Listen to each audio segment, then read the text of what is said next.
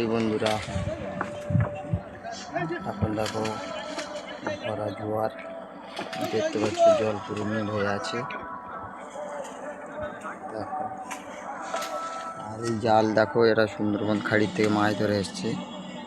তো জাল ভালো করে ধুইতে হয়, নইলে ছোট ছোট মাছ ওতে থাকে, তাহলে ইঁদুরে কাটবে, গ্যাস বার হবে। এটা বেড জাল বলে। ওরা নদীতে নেমে চড়ে তোমার টানে জালটা খাল ঘেরে।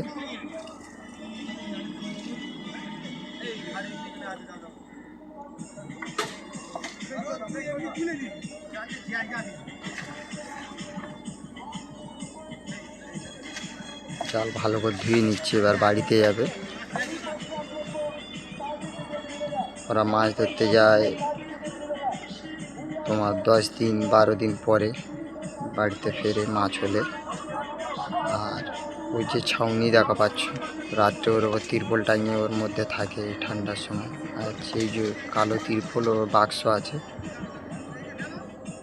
ওর ভিতরে বরফ আছে, মাছ বরফ করা আছে।